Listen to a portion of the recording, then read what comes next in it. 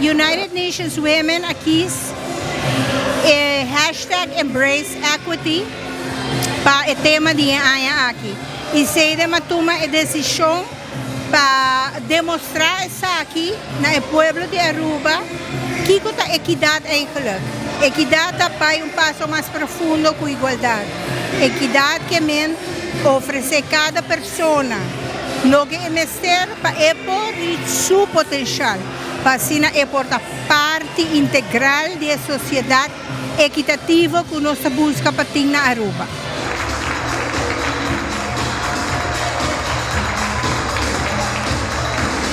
Manema Bisa é modo de show, é o que nós chamamos passarela de vida. Passou maneira mês por lá, nós estamos tendo gente de toda sorte de forma e maneira arriba nos passarela.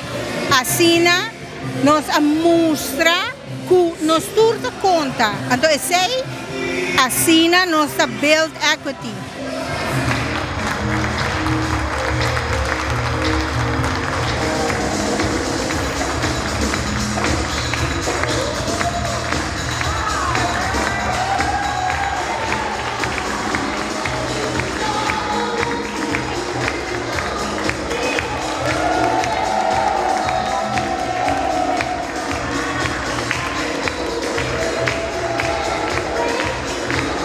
Celebrar nós.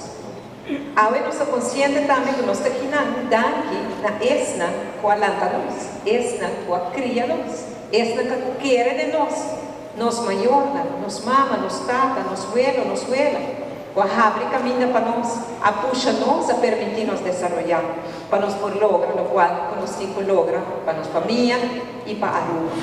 Ministro Presidente, abai do passado com a luta de gente morrer a bem para nos coisa de lugar que nós temos ela assim é voorbeeld de Nicole Hoover que chega hopi leu e que mestre tem muito morrer formando na mês para tomar o rol na aqui também ela toca arriba a importância que a nós como sociedade tem para cultivar-nos muito morrer e nos jovens em geral para chegar caminhar na messeria de vida.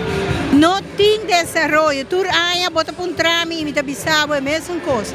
Não tem desenvolvimento de gente morrer sem desenvolvimento de gente homem.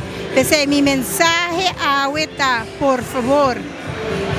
Toma bom lugar. Não tenha medo de tomar bom lugar. Como gente morrer, botar valor, botar, vou me ser valorar, toma bom lugar, toma bom voz. E vai adiante na sociedade com igualdade.